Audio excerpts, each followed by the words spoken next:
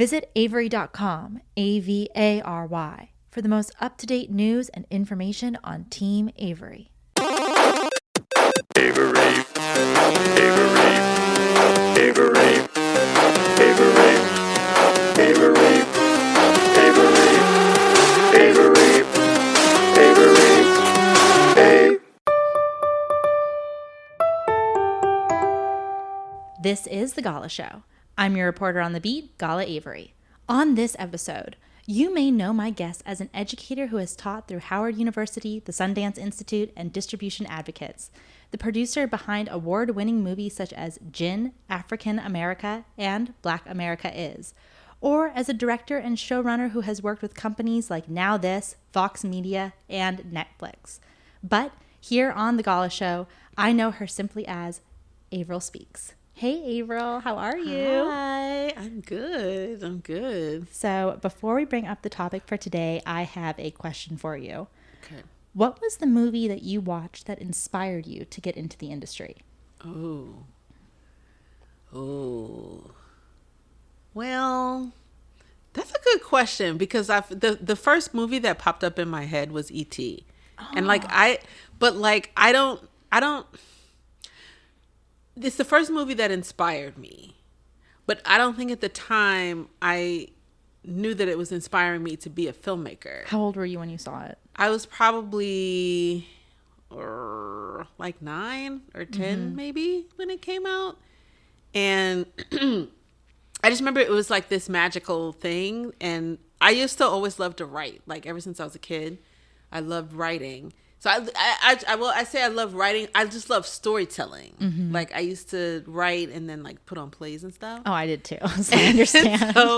and so like E.T. was just like, also because there were like a lot of kids in it, and then it was magical, and then so I remember I used to like think of stories that were around that, and I used to have one of those Viewmaster. Do you remember Viewmaster back in the day? Yes, the little slides and stuff. Oh and I had an E.T. Viewmaster. So I don't know. I think it just like sparked my imagination in certain ways, but I don't, like I said, it's like it didn't dawn on me that like filmmaking was a thing. So it was like a movie that you were like, I really love this and I'm inspired to tell stories, but it wasn't like, because when I talk with people about those, sometimes they differentiate like, this is the movie that made me realize like, oh, like this was fake or like this wasn't real. But like E.T. sounds like it really like inspired you just like creatively just to create. Yeah, it was inspiring to me. And it was just like cute and fun and also a little scary, but like oh my god fun. It was scary when I first saw it. I actually left the theater. I was crying when E.T. died. And I didn't know that he got brought back to life, but like I was like sobbing. I was like, I'm over this. I don't like this. I had such a visceral reaction. So but I will say like there's a film that I saw when I was older, like I was in college when I saw there's a movie called Daughters of the Dust, which is made by a filmmaker named Julie Dash. And that was the first time I saw like a Black woman filmmaker and was like, oh, this is something like I could do too. yeah. So you were inspired by E.T. and then what was the second movie called? It's called Daughters of the Dust. Daughters of the Dust. What happens in it? It's a family story. It's about this family that lives off of the coast of South Carolina in the Gullah Islands. And it's like their whole history as a family is about to become extinct because their family is about to move off of the island and onto the mainland, and there's this fear of like losing their tradition and losing their sense of family, and they're just trying to hold on to it. And it's like turn of the century. It's very like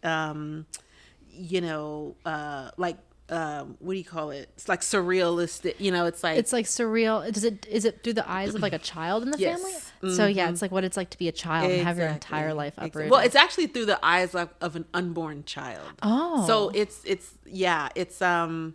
like I said, it's like, so it's really surreal. Yeah. Wow. Yeah, and so it's a really interesting, and it's very artistic, and you kind of have to follow it, but like I felt so seen in that movie, just like on the screen, but also just knowing that this woman made this film, and it just felt very empowering. And so I was like, oh, like I can do that too. And so that it inspired me in that way of like, I can actually, be a filmmaker and like this can be my career. Like this That's is why what I'm it's going so to do. important to have people like us making things. It's so important. It's like however you can identify with someone, whether it's they're So a woman, their background, like where they came from, etc. It's so important. It's like every time I always say this, like anytime I watch the Oscars in particular, like I'm always just like, when they have those categories that they don't like to broadcast, like makeup artist costume and, designer. costume designer and things like that.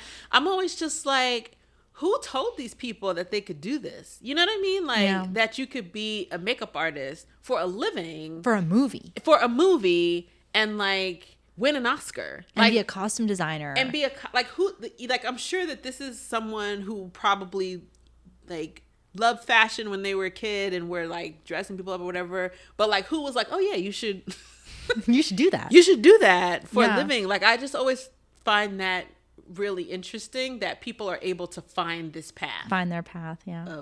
Particularly of filmmaking, because it's not like you go look in a newspaper and like find a job for a costume designer or even for a director. Like you don't find any of these jobs. No, in it's a like newspaper. your passion. Like you're inspired by things you've seen before, by like the path you've taken or a person you've noticed to do it. Yeah.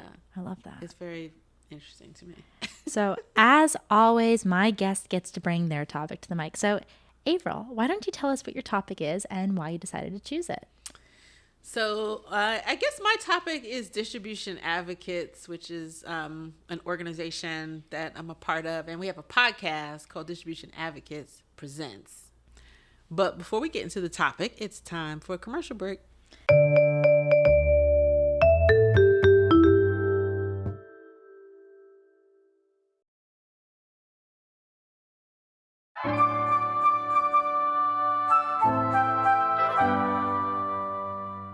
Hey, thanks so much for being a loyal listener. If you want to keep up with me off mic, make sure to follow me on Instagram at Gala Avery.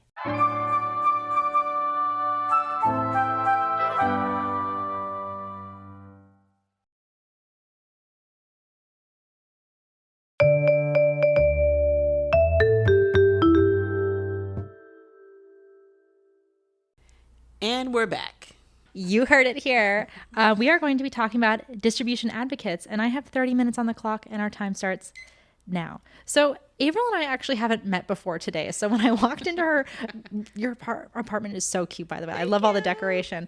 It's so colorful. I love it. When I walked in, we started talking about LA in general, and Avril told me that she's been here for 12 years and that she came from the East Coast. So tell me like a little bit more about your background. Yeah, I've been here for 12 years. I originally, I was born in Queens, New York.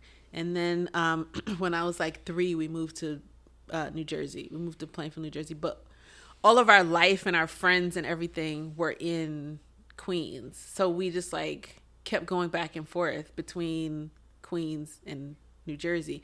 And I say that because like I've been formed by both places, I feel. And also, if I don't claim one or the other, they get really mad at me. That's so funny because it's like you are like where you grew up and like who you grew up around. Like you kind of take everything and you put it in this big boiling pot of soup and it just distills down into who you are. It's so true. And you can look back sometimes and be like, oh yeah, that thing that happened at the pizza shop when I was like 12, that really affected me growing up. It's really true. And I have like so many core memories from like, whether it's like driving to New York or hanging out, and like I have a lot of memories about that time and that time in my life and that time in my family's life. Even when I was a kid, I used to now they call it journaling, but like I was writing in my diary. Yeah, no, I don't know how we Dear went from diary. like literally like, dear diary, today I ate a sandwich. Right. I still do that. Right. So like I still have some of my old diaries, but like so much, if you read it, like so much of it is about what happened in New York, like in, my friends there and my time there. And so, I grew up there, and then, I went to school in Maryland. I went to University of Maryland for undergrad. But like I said, even though I love to write, I never thought about filmmaking. I never. What did you get your knew undergrad what to in? do. I got my undergrad in African American Studies because I just thought it was it was just interesting to me, and I liked it. And I went in to undergrad as a journalism major because I was like, well, what is somebody who likes to write and tell stories? In their what journal? do they do? Right, in their journal. What does someone who writes in their journal do for a living? Oh, a journalist. Like it makes perfect sense. So, and then my first year, I was in the journalism program and it was fine, but then it's like I joined the campus newspaper and they assigned me a story and I was like, and I remember interviewing the person and I came back and was like, here's my story, and they were trying to ask me all these questions. They were like, but when did it happen? But what? And and I was like, what you want me to like do research? Like interrogate? I just want to tell a story. Yeah, like, you just want to tell a story. It's like, who cares about the facts? Who cares about the facts? Like, who cares about that stuff? Like, I just want to, I care about how it made me feel. Yeah, right, exactly. And so I was like, oh, well, that's boring. I understand. When I entered college, I was a history major, and I was taking classes, and soon I was like, oh my God, I am so bored. Like all these dates, I just wanted to like learn about the cool things that happened in history. I didn't want to be like, and then King Tut's was like born on this day and like this year and whatever. Yeah. And then I became an anthropology thing, and I was like, I also kind of hate this. But yeah, it was funny. It's not like and then I just kind of struggled. It was just like, okay, well, if it's not journalism, then what, like literally, what does someone who tells stories, who writes, who, does these things, like, what do you do? And I ended up doing graphic design for the paper instead. I don't know how that happened, but it just did. It just did. And I had I was like, maybe I should be an English major. Maybe I should be a graphic design major. And then they had us to do those like stencils. Like I took a graphic design class and we had to like take a pencil and like etch out letters. And I was like, no. You're like, this is not for me. This is not it. So when did you get into filmmaking then? So after like 3 semesters of just going, I don't know. And I just kind of hit a wall. I was just like, I don't know what to do. I've been there. I understand. And I had, when one of my advisors was like, and so when I switched, and like at that point I was like, well, all I got is American studies, because I had already taken a lot of the classes as electives. And so I was like, oh, I guess I'll just major in this. So I switched to that major. And then one of my advisors that I was assigned to, she was like, you ever thought about film? She was like, you like to write, you like this visual aspect, like you're doing this graphic design. You ever thought about putting those two things together and doing film? And I was like, no, I'd never thought about it. And like, ironically, at University of Maryland, they had just gotten rid of the film program. Oh, like you were late for it. I was late. They were like, girlfriend, you should have been here earlier. And so, but Maryland had a program where you could take classes at any of the schools in the DC area. Oh, that's so nice. And as if you were taking it at Maryland. And so I found out, Howard University had a program. And so I would just, so I enrolled in an intro to media production class. And, every week I would just get in my car and drive over to Howard and take this class. And literally it's like the first day, like from the first class, I was like, this is like it. You just found your place. I've like totally found my it. place. I was like, this is it. This is what I want to do. And it's kind of like, it just clicked, and the rest is history. It just, I was like, I'm sold. So did you make movies not in LA before you came to LA, I'm guessing? Yeah. Or did you just like after school just like came straight here? No, I hated LA. Yeah, we talked about this a little bit about like hating LA, because you don't hate LA now, but like when you go, guys, if you are ever going to visit LA, don't just go to Hollywood, because Hollywood is not Los Angeles. It is like this, like you think like, oh, I'm going to move to LA, I'm going to move to Hollywood. It is like, don't move there. Move to like East LA. Like it's really cool. Like even Eagle Rock, Highland Park, like any place. Atwater Village, like those places are really cool. But when you move to Hollywood or you visit Hollywood, you're like, ugh. It's such a bad impression. Yeah. The first time I visited LA, I was in high school actually. And me and my sister came out here, and I was like, growing up on the East Coast, I'm like, this like Times Square. Because, back in the day, like before Times Square shut the streets down and has, SpongeBob dancing in the street, like it was like, dirty shops. And scary. It was like there's and trash like dirt, in the street. trash. Like, yeah. And so like how like the old movies make it look. Right, exactly. And so when I came to LA, I was like, what is the big deal? Like people talk about this being such a glamorous place, and it's like, this reminds me of Times Square. And I hated it. I was just like, I have no interest in LA. And then I had this idea, like, people are fake. You know, it's like that narrative. That is very much a narrative in New York. It's like when you grow up in New York, it's like, LA is fake, you know? Well, I've heard the whole thing of like, what is it? Like, LA is like they pretend to be nice, but they're mean. And then New York is like they pretend to be mean, but they're nice. Right, like if you get a flat tire, the New Yorker will stop over and like yell at you, but then help you. Right. Yeah, well, it was partially true, but like, just the yelling at you part is true, not the helping you part. No, but there's a narrative about us here in LA. Totally. But like I just did. I was just like, I don't want to be in that. And even when I went to film school, I went to Columbia for film school, and it's very much this like indie film mindset. And I think I had that kind of chip on my shoulder that like, screw Hollywood. Like, I'm being an independent and I'm doing this on my own. I'm doing my own thing. And so like all of those years when I was on the East Coast, I was like making my own films independently. And it was kind of like, who needs Hollywood? Like I'm doing this. And so I'll never forget, like I had a friend of mine who lived out here, and she had written a book, and she was like, I want to make a trailer for my book. And so she wanted me to direct it. And so she was like, I'll fly you out, like come out, you can stay with me. So she lived in Beverly Hills, and she was like, you can come and stay with me, and we'll shoot this trailer. And it was the weirdest thing, because I remember flying into LAX, getting off the plane, going and standing at baggage claim and going, yeah, I could do this.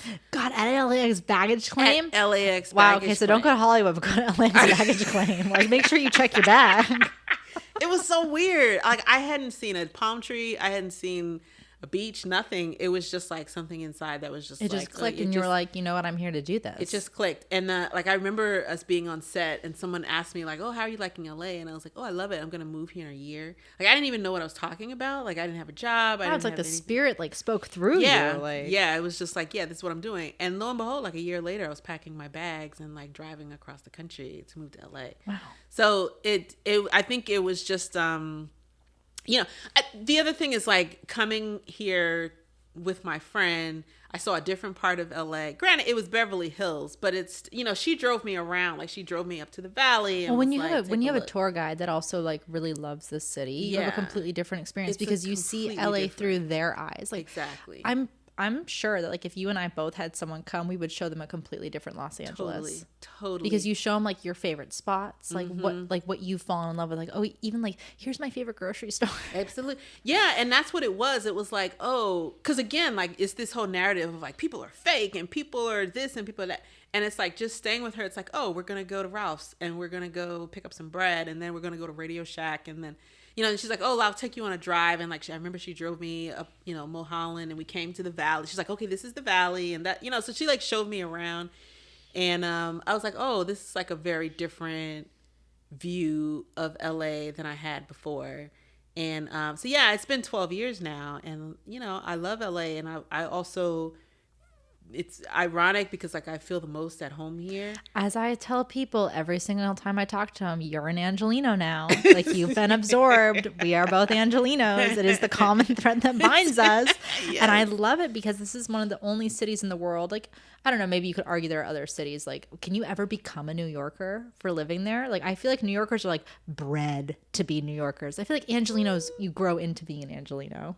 That's interesting. I don't know. That's interesting. I don't know. I don't know the answer to that. Yeah, because I've never spent like much time in New York. Like 2 nights maybe. Like, New York is hard for me now. Like, whenever I go back, it's like after 2 days, I'm like, okay, what time's my flight? Like, you're like, I gotta go home. I gotta go home. It's just a lot. Like, it's I say New York is like the city I love to hate, because it's like I love it so much, but it's just a lot. Yeah, it's a lot. And it's exhausting. Sure. Like, once you leave it, that's part of the reason why I left. Like, when I graduated from Columbia, I stayed around for like 2 years, And, you know, I was like freelancing and all this kind of stuff. And granted, this was also like around 9/11, and so Oh there was yeah, just like a touch of I think the that really morale during that changed time. New York. Also, Yeah, like, it it really really changed did. the whole world. But It really did. And so it's like with that coupled with just the bustle, the hustle and bustle, the busyness of New York, like I kind of got to my wit's end, and I was just like, I can't do this anymore. Like it's just too much. And so I ended up moving to Atlanta, and then, you know, and then found your way DC. here, And and then now you are an Angelino. So how did you get involved with Distribution Advocates? So Distribution Advocates was a group, or is, I should say, a group of producers that, you know, if you remember in 2020, when everything shut down, there was this period where there was like this little period of time where people were like, how are we going to make movies again? Like, what's going to happen? There was that whole question of like, are people going to go back to theaters? Are we ever going to Right. have people in the same area again? Are we ever Exactly. going to be able to go back to work? And the industry really shut down, and it's gotten back up now, but like the strike then really knocked Right. it back down, and so the wheels are just now turning. Exactly. And so, so during that time where we were all kind of like, before we figured out pods and like you're in A group and B, like before we figured all that stuff, like, you know, people were having conversations about like, you know, well, maybe this is our chance to fix the industry. Like, you know, what are those things that are broken? Like maybe we can do something to change. And a group of producers, we just had a Zoom one day, and we wanted to talk about that, like what the things that are wrong with the industry and what we could do to, you know, bring change or fix it. And for all of us, it kept coming back to distribution, and we kept talking about, we all had some kind of experience where we had been screwed over by distribution. And so like A we tale all, as old as time in Hollywood, by the way. Like, Yeah. we've all been there. everybody has.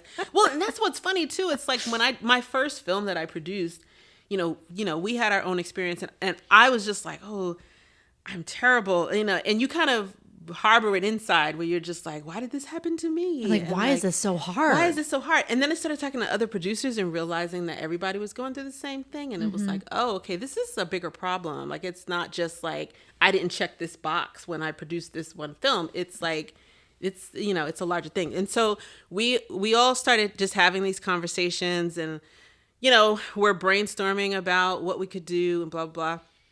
And I think at that time we just realized how much, just as filmmakers, a lot of distribution is kind of clouded in mystery. Like there's just not, People don't really know how to get their film distributed. people don't know how to get their film distributed. And I also think that people who go through it, first of all, it's like traumatizing. Oh my God, it it is traumatizing. It is traumatizing to sell a film. It is traumatizing to make a film and not be able to sell it. Exactly. And that happens not only to first-time filmmakers, but I know some like big directors right now who have made films and they're struggling to find homes for them. And I watched the movie and I'm like, why are you, Yes. as an established filmmaker, having a difficult time getting your movie seen? True. It's so true.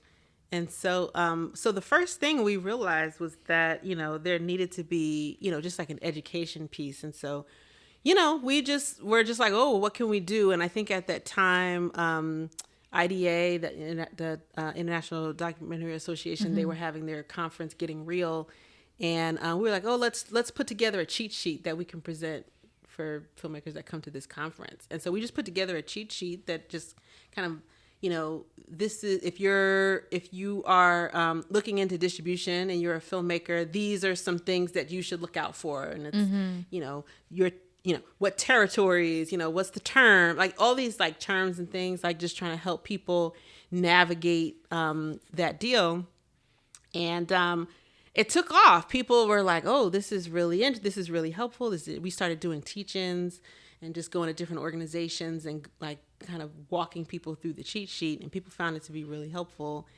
And honestly, it's like the organization just kind of grew from there. And I think a lot of people started realizing how, I shouldn't say realizing, but, you know, acknowledging just how flawed it was. And a lot of people were just like, yeah, we should all be talking about this. And so the organization, the I don't even want to call it an organization. We're more like a collective, I like that, a collective. Like, you guys are more like a community of people that have come together to solve a problem. Totally. Rather than like an organized group that's like, we will compute it. Exactly. And I think that's what I actually like about it, is that it's a collective, and we're almost more like a think tank than anything else. And, because like we don't distribute, like we're not distributors or anything like that.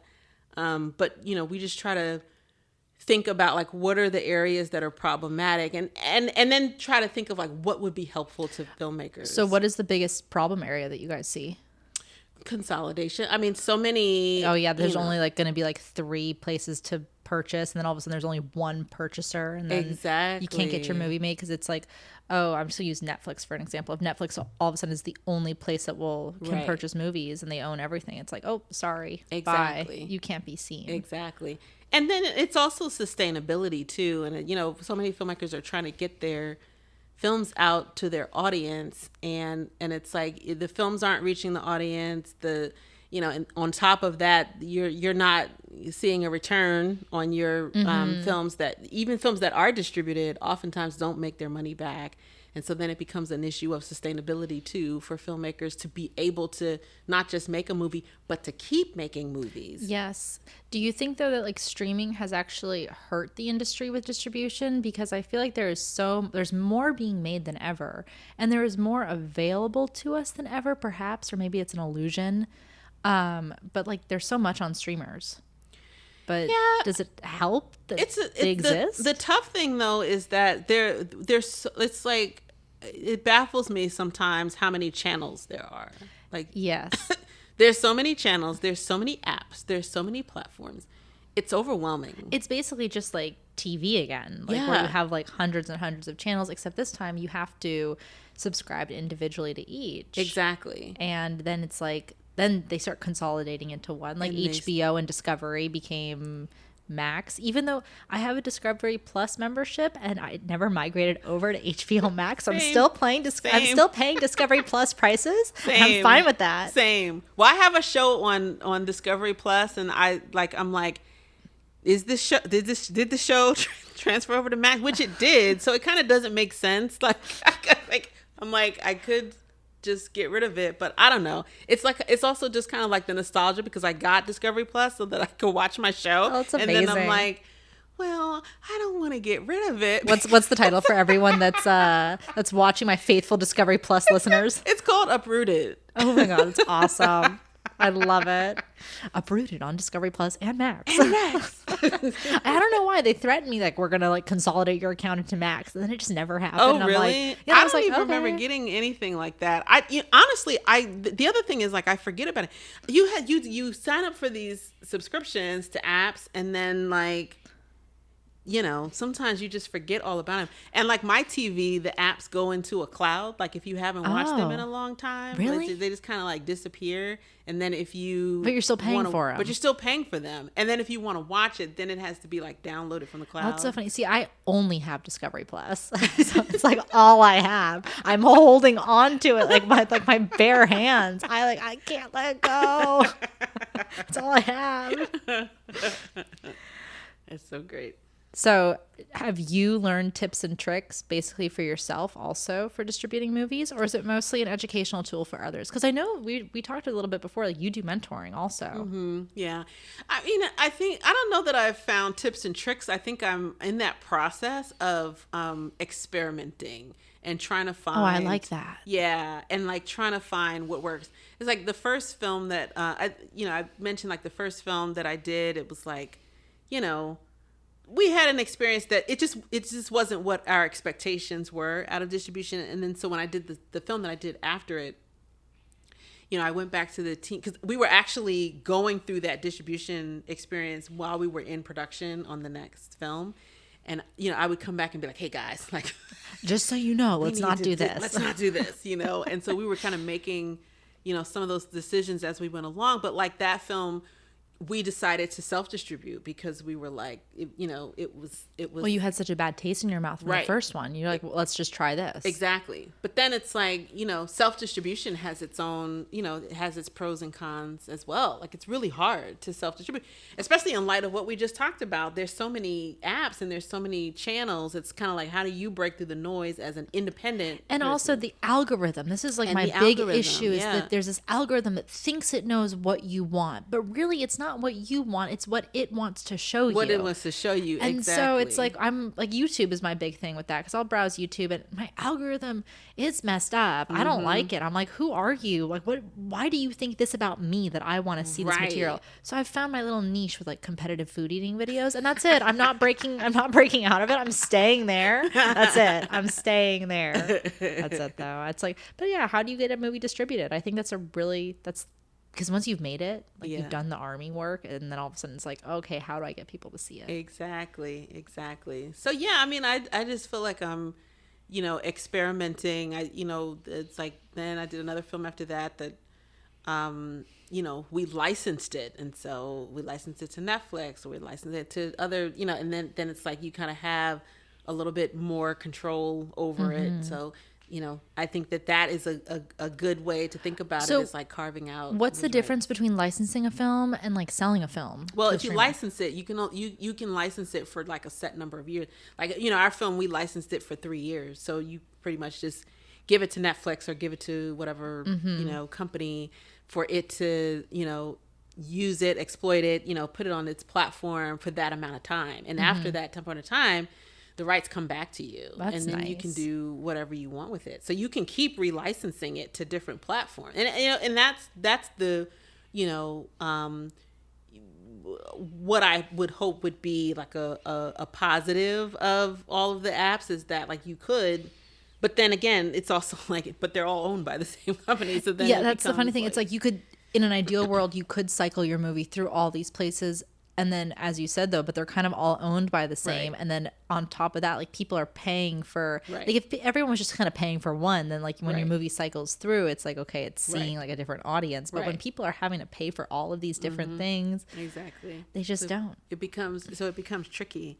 But I do think that, just, you asked about tips and tricks. I do think it is beneficial for filmmakers to consider, carving out, right. A lot of times it's like, well, I'm just going to give my rights to this one company because they'll do everything, and they'll do, and they'll take domestic, they'll take international, they'll do And they want it educational, all. and they want it all. And a lot of distributors want that, like, they want it all.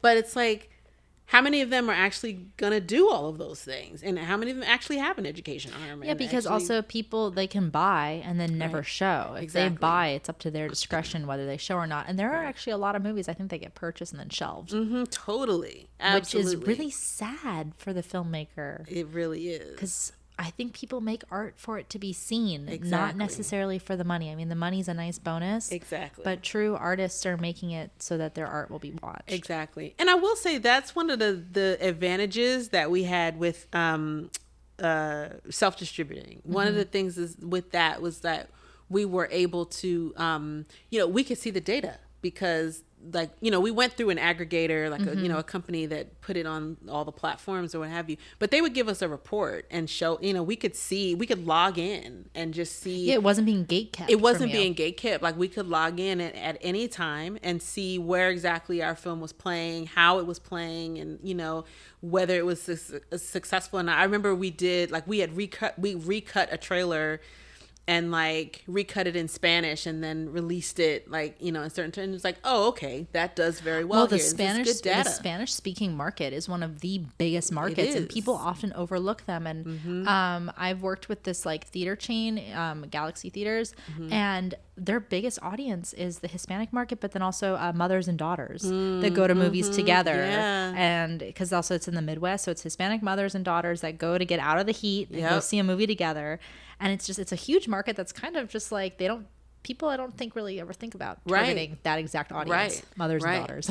Yeah. And it's like, it was a good piece of data for us to have. Like, oh yeah, okay, so now that we know that tracks well, like, okay, so we can even, in buying social media ads, for example, like, we can target, you know, the what I mean, Spanish speaking that audience. Mhm. Because you know that the movie is more likely to hit. Exactly. So I mean, I think that there is value in that, you know, in that. I forgot how we got on that. Just in Where I that was tip and going with trick. that, Yeah, but no. yeah. I mean, self-distributing. I think it's also like really scary though for a first-time filmmaker to be like, how do I get my movie shown? How do I get it made? And I think selling your domestic, your foreign, your educational all together to like, again, I'm just gonna use Netflix because I already used them. I already trash talked them once. If you sell it all to them, then it's like, okay, I don't have to worry about anything, but then you might not see returns. You're not really educating yourself on how your movie's distributed. But if you do self-distribution, you kind of know it all. And it can sink and it can swim, but Yeah. that's just the industry. That's just the industry. That's just Hollywood, baby. Okay. It's just how it is. That's how it here. is. Sorry, So- out here in these streets. So, what I always want to ask people that are filmmakers, what stories do you think are really important to tell right now in like this kind of climate? Because we're in this kind of like interesting period in history, at least I think, where a lot of stuff is really dark. And so I always like to tell people like, what kind of stories do you want to tell right now? I mean, I really am interested in stories about. First of all, I love history. Like I love anything that's historical, but like. I think those are important, but I also think we need stories about how to live together, you know, and how to like talk to one another. I feel like we've lost the ability to just talk to one another. Human connection, just Human as connection. people, as just like two girls on a couch. Right. Like here we are. No, it's true though. I mean, like I know a lot of teenagers that through COVID, it's like when they were wearing masks, they didn't want to make eye connection, and then they didn't want to take their masks off, and then finally, then they had to learn how to smile again, and it's a really sad thing. And then like when you eventually see them smiling again, seeing them all connecting, it's a really special. And I just feel like we do just need to have stories about that as well. Yes, So I agree. Yeah, that's what I think. We need more of that. More just human tales. Kind of like what inspired you, I guess, to get into the industry. Exactly. Yeah. Exactly. Well, I guess distribution advocates. How long have you been doing that? Since 2020? Yeah, we started Distribution Advocates in 2020. And if people want like help with distributing their film, or I guess the tips and tricks that you guys kind of provide, how do they access those? So we have a Substack, distributionadvocates.substack.com. And then our big thing is we just came out with a podcast earlier this year. And so all of the things that we used to do in the teach-ins and, you know, in the cheat sheet and all of that, we've now put in that podcast. So it's available it for just everyone. lived. Yes, and it's available for everyone, wherever you listen to podcasts. It's called Distribution Advocates Presents. That's great. And so people can go and listen to the podcast, and there's 8 episodes, and each episode is on a different topic related to distribution. And it runs the gamut. It's everything from film festivals and awards and film school. Like we talk about everything from that because perspective. even getting into the film festivals is like a huge thing. It's like, oh my God. And if you don't get in, it's like heart crushing, soul crushing. Yeah, yeah. But it's even, you know, it's like we talk about this on the podcast. It's oh, that's not 30 minutes. No, but you can finish your sentence, so don't worry. I always let people finish. But we talk about that on the podcast in terms of, you know, just like knowing your audience and really figuring out like what is the, you know, is festivals the right route? You know, like to your point, it's, you know, you may get in, you may not. I think sometimes people think, oh, I didn't get into this festival, so that means my film is no good. And that's not necessarily No, the it's case. not necessarily the case at all. Yeah, People yeah. need to just realize like it's not, and also it might not have been the right fit for the festival, or it Exactly. might have been competing with something else that was similar. Exactly. There's so much that goes into festival selections that oftentimes have nothing that don't even have anything to do with your film. Yeah. And so, you know, I think it's something, like I said, I think filmmakers, it's good to like look into film festivals, but also like ask yourself that question: are film festivals the right route for me to take? And then also which film festivals? Because like, you know, there's a tendency to like focus on like the big, you know, Like Tribeca, Sundance, Cannes, right? Exactly. And there's so many. There's so many film festivals. There literally are. I know like the Latin America International Film Festival is happening right now in Los Angeles. One of my guests, Alejandro, he just had his film premiere there, and it was like the perfect fit for him. Yeah. And so I think it's just Well, I had, and I had a film that played in the Pan African Film Festival, for example, and a lot of the film festivals that aren't like those quote unquote big festivals, they may not necessarily be markets, and so that's why people are like, oh, I have to go to Sundance because that's where all the agents are going, that's where all the distributors are going. But it does speak to something when you play at a festival where your audience is and where it plays well, and you can galvanize the attention of your audience. I had a film that premiered at Pan African Film Festival, and because of that, like we got reviews and so on and so forth, and showed, and that's how we were able to license our film on Netflix, was That's because amazing. we were like, we have an audience, and this is what And it played the audience well. has, and it played well. And you also never know who's in the audience, to be honest. never know. You never know. You never know. So that is all the time that we have for today. But Avril, is there any final thought that you would like to share with the audience? No, I think this has been really great. I think listen to the podcast, Yeah. Distribution Advocates. Go watch Uprooted. You can also watch my other show, Files of the Unexplained, which is on Netflix right now. Oh my God, you got everything everywhere. You got Uprooted Discovery Plus, you got Files of the Unexplained on Netflix, and you have the Distribution Advocates Presents podcast wherever you get your podcasts. So thank you so much to my guest, Avril Speaks, for coming on to the show. If you'd like to keep up with Avril, you can do so on her website, azuspeak.com, on Instagram at azuspeak, or on her podcast, Distribution Advocates Presents, available wherever you get your podcasts. I'm Gala Avery, and this has been The Gala Show.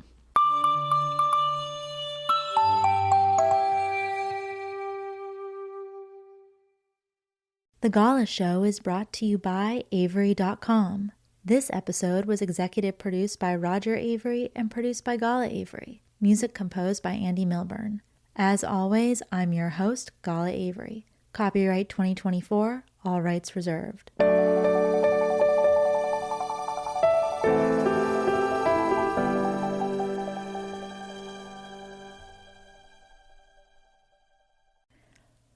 Want to see a movie and want it on film?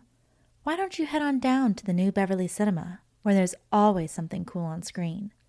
Whether it's Grindhouse or a crowd favorite, classic or new release, animation or live action, kiddie or midnight, there is always a movie for everyone.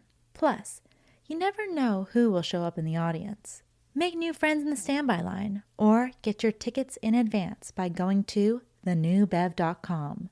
7165 Beverly Boulevard, Los Angeles, California, 90036. The New Beverly Cinema, where it's always on film.